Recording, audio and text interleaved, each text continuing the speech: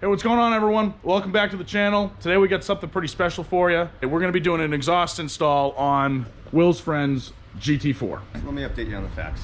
Okay. 2016 Porsche GT4. Obviously, it's a Cayman, but it's motorsports derived.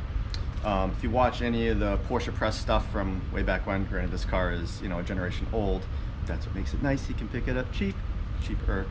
Andy Preuninger, who is the department head of the GT cars for Porsche, he said that when they developed this car, they used the same front axle on this as the GT3. You can definitely tell. One of the most amazing things with this 2016 example, as I was telling Scooch, is the brakes. Now this is fitted with the carbon ceramic option. You guys have seen my RS3 on the channel before. This has bigger rotors in the rear than my car has in the front. I believe these are about the same size. I think they're 14.5 in the back, which is the same as the RS3. And these have 16-inch rotors in the front, which could literally stop the Earth's rotation. I mean, it is just unbelievable when you breathe on the brake pedal. The power is good. It's 385 at the crank, 6-speed manual with the best shifter I've ever felt. And yes, I've driven S2000. It's better. It is just, it's better than a bolt action rifle. The steering, like I said, with that GT3 front axle, it's immediate without being twitchy like a BMW M2. The ride is compliant. It's pretty much the master of everything. So we need to find a bank to rob afterwards, because I need to buy one. And the spec on this thing, why don't you walk around and show your viewers here. It's got the carbon buckets. It has the extended leather stitching. I mean, whoever spec'd this car, they need a handshake, because it's just absolutely phenomenal. And yeah, this car has 10,000 miles. My friend paid 92 grand for it, and the sticker was 112. So I mean, if you ask me, that's kind of a bargain, considering he can probably throw another 10,000 miles on it, and I don't think it's going to go down too much in value. So probably not. We're going to see if we can open up the exhaust a little bit, because it's actually a little quiet for what it should be, and we'll see how it goes. Really? Yeah, look at it up there. Fully adjustable coil. Wow. Yeah. Look at the knuckle on this thing. The strut actually tucks in inset to the actual knuckle. Oh my god. Wow. So that's how they're able to get it so much lower in the car. Yeah. You know what's interesting is a lot of people complain about the McPherson strut, which is where the strut attaches directly to the knuckle. Most manufacturers will talk about how they want to do a double wishbone setup, which would be where you have this control arm here, you have another control arm attached here, then the strut would usually attach to the bottom one. And those extra pivot points, they give you this kind of action, which makes for better steering. So it's really impressive to see how the Porsche GT department has taken what's typically considered the cheap style suspension of a McPherson strut, which is the same as the Honda Civic right there, and they can make it that good. I mean, it's really just a testament to the engineering of Porsche. I mean, it's unbelievable. And we're probably not going to walk you through each individual step in this process. If you're looking to kind of find out how to do this, there's a lot of stuff online and everything like that. I'm more or less here for the fun stuff, and we're just going to be going through so we can get a good ride in at the end. And I mean, this was really an excuse to come down and see this car, because I've never seen one in person or been up this close. I've driven by them and stuff, but yeah, so we're just here for the fun parts. All right, so this is the factory catback. And Will just informed me that if you want one of these, it'll cost you $3,000. Usually, pretty much. It's a lot of money for a factory exhaust. And then this over here is the one we'll be putting on. So you can see, you know. Fabspeed. Yeah, Fabspeed, yep, beautiful. This is also used. You got this off one of his friends. But we're gonna slap that on in a minute or two, and then yeah, we'll be taking this thing out for a ride. It's a little more detail for you underneath. So the oil filter is actually right up there. It's not too bad to get to if you want to do this job yourself, which is pretty cool. You'd think working on a Porsche would be a real pain, but there's a few things you can do yourself, and it's not too bad. I recommend the special tool. Definitely recommend the special tool. Will has the special tool if needed. Yeah, no, this is that off Pelican Parts for like 20 bucks. There you go, beautiful. We're gonna take a little detour. Will has this beautiful RS3. I'm pretty familiar with them. Used to work at Audi, spent a long time there, and the RS3 came out in the midst of me working there. So I've driven a few of them, but I've never driven one after the break-in period. I always had them beforehand, and the cars actually, they drive a lot better after the break-in period. The engine gives you all the power, everything like that, you know, just to make easy facts for you. But I'm gonna take it out for a little bit, just kind of drive it around. We'll get a couple of video or a couple of shots of it, and I think it's gonna be pretty good. So let's see how it goes. We're in second gear here, rolling.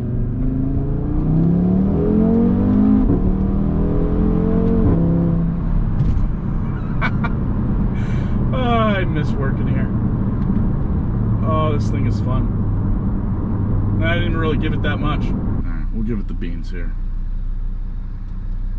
This guy next to me is looking at me like I got a lot more money than I do. How did a kid that age get a car like that? Well, sir, I have rich friends. And check the surrounding area, and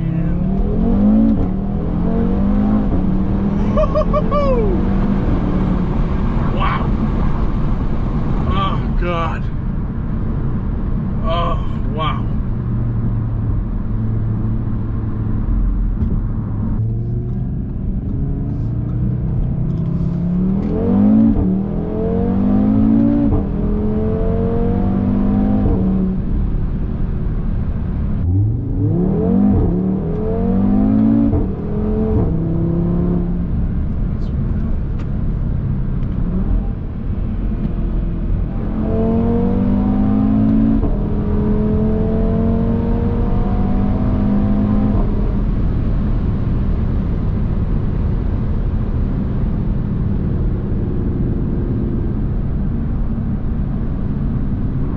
Perfect driving position, like you really don't get better than this.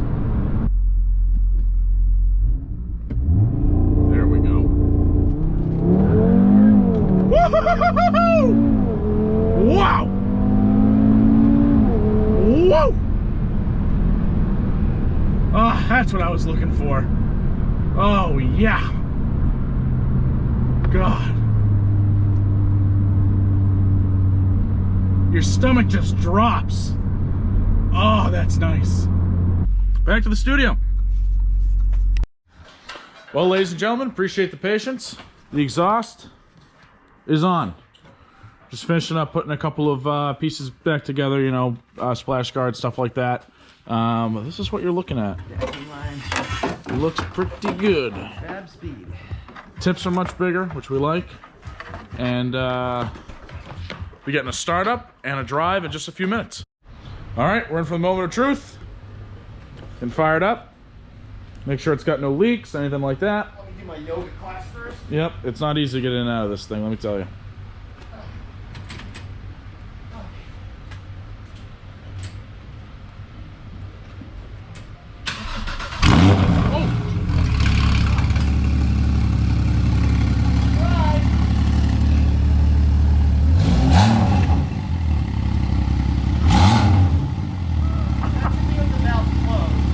That's the valves closed? Well, it started when the boat didn't go back. Oh, okay.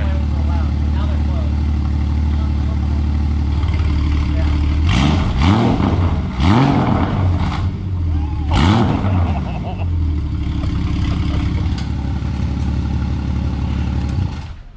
I think he'll be pleased. I think he'll be very pleased. This is how you get out of a GT4 buckets. Oh. Oh, you're trying to jump over a lift too, you know? Well, see, the problem is I'm built like a T-Rex who also has no legs. Yeah. So I have to sit in the steering wheel. So now it's time for the best part. For every good drive, a driver needs to tighten his shoes, and that's what Will's doing. I don't like adjusting the tire pressure. Yeah. A little added safety. Driving something like this, you don't want anything to go wrong, so makes sense.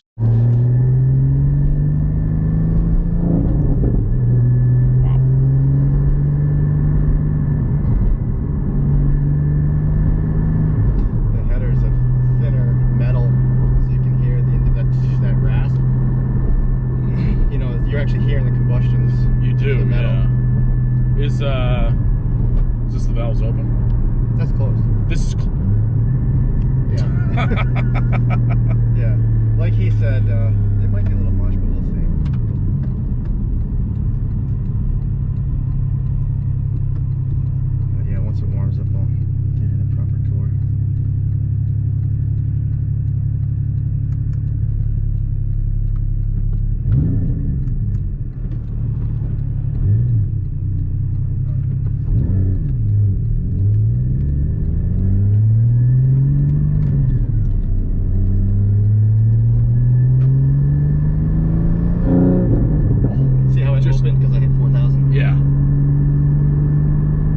open at 4,000 automatic. Yeah, it's for safety because the engine passes so many gases.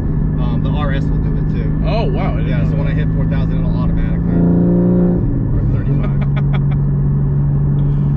Yeah, it's everybody's gonna hear us doing pulls. Yeah, everybody's gonna. Yeah, east of the Mississippi. It's one thing of like, you know, okay, well I can keep the valves closed and be a little under the radar. No, you want to do a pull, they're just gonna open for you anyway. That's what the customer wanted. Yep, and I think he made the right choice. Well, I might just have to dabble this down a touch because I want my ears to bleed. It really climbs on now. Oh yeah. Oh God. That's just half throttle. Now the cool thing with the long gears, you can downshift second.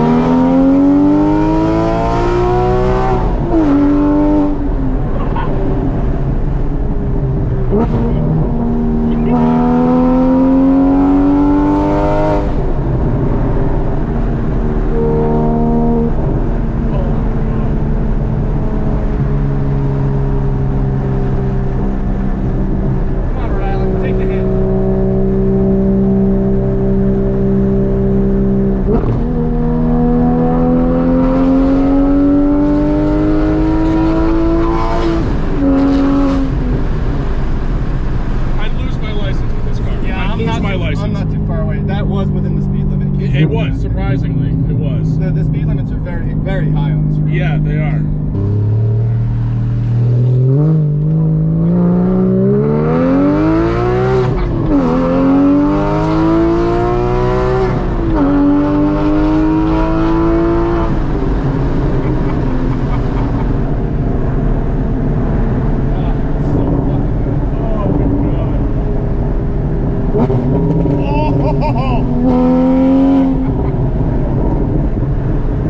That downshift every time. Every time. When I posted a picture of it on my Instagram the other day, my caption said that this is the designer drug of sports cars because all I want to do now is drive it. There's nothing else in life I want to do but drive this car. Yeah. Nothing compares. And I mean, I've driven NSX, I've driven R8 V10 gated manual, I've driven Corvette 06, AMG GTS, all the 911s and Caymans from this generation, and it's just, it's so pure. But the best part is they didn't overcook the recipe. No, you know, a lot of manufacturers, they try to go hardcore and they end up with like an aerial atom as far as usability. And this is not that case, and it can make even a chump like me feel like an absolute hero. Yeah. And to me, that's the most, that's the secret sauce, you know? It is. And few companies can do that like Porsche does. It's worth every single penny. And the next time somebody says to you, oh, you bought a Cayman because you can afford a 911, you tell them to go proper fuck themselves. Well, I'm back in the Del Sol, and I'll tell you, I love the Sol Girl, but it's tough to compare to that GT4. It's tough to get out of that and then get back into this. Hope you guys enjoyed the video. Will's friend absolutely loved it. He just picked it up, so we just kind of heard him drive it away and stuff, and the camera was inside. I forgot to grab it, so that's my fault. But hopefully we'll see the car again soon. You know, he does a lot of different drives. Will does some drives, so hopefully we'll see the car again soon. And if not, Will will have his car out soon enough. So till next time, have a great day. Thanks for tuning in. Hit that subscribe button, and we'll see you in the next video.